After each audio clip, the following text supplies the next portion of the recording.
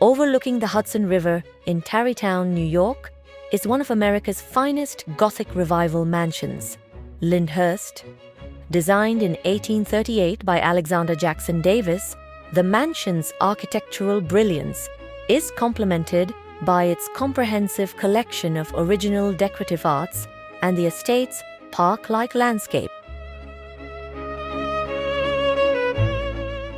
Commissioned by former New York City Mayor William Paulding Jr., the villa was initially named KNOLL. Its asymmetrical silhouette, pointed arches and turrets deviated sharply from traditional colonial architecture, leading critics to mockingly name it Paulding's Folly. New York merchant George Merritt bought the home in 1864 and recommissioned Alexander Jackson Davis to double its size, adding a new north wing, a grand dining room, and a prominent tower. Merritt renamed the estate Lyndhurst after the linden trees planted on the grounds. Wall Street tycoon and railroad magnate Jay Gould bought the property in 1880 as a summer retreat from New York City and shortened the name to Lyndhurst. Gould preserved most of the architecture while filling the estate with art and rare plants. After Jay Gould's death, his daughter Helen Gould took over stewardship. She established local sewing, cooking, and trade schools on the grounds to aid local children. Upon the death of her sister, Anna Gould, Duchess of Talleyrand-Périgord, in 1961, the estate was bequeathed to the National Trust for Historic Preservation.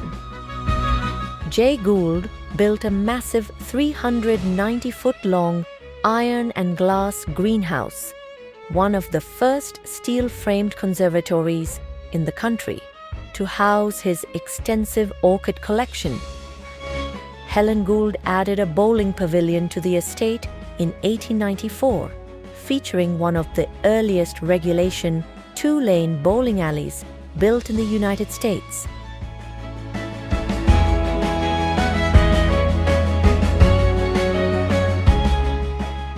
Thanks to its dramatic architecture, Lyndhurst has served as a filming location for numerous productions, including HBO's The Gilded Age, feature films like A Winter's Tale, and cult horror films like House of Dark Shadows, 1970.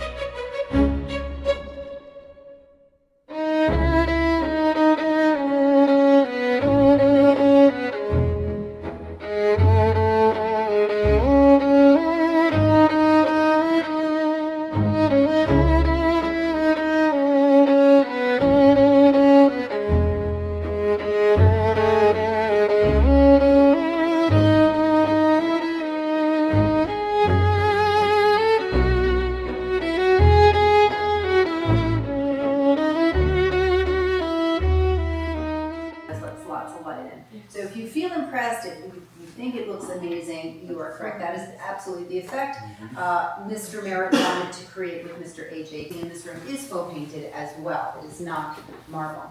In addition, the ceiling, if you look overhead, another gorgeous ceiling, that is pine. So if you see me looking at my watch, it's not argan oil lamps. These are obviously converted to electric. We get gas in the house with our second owner, Mr. Merritt. He's the president. Step all the way in, as much as you can. And so the reception room is where you would receive callers. I don't know how much y'all know about 19th century social customs, but we didn't have cell phones or really even telephones. So people would come to call, and you would come to this space, and only this space.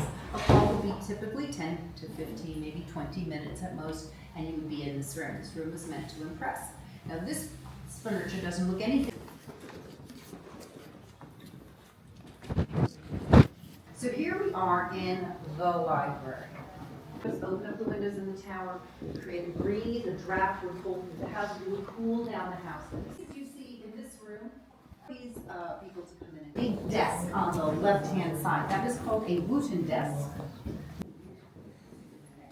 Please take a look. And then on the wall. So speaking to, there's one outside the dining room, and there's one in the kitchen, and then that's the old technology. Where does that lead to? I think it goes down to the butler's pantry, or maybe the dining room, and the dining room, and it would light up and tell you which room is calling you.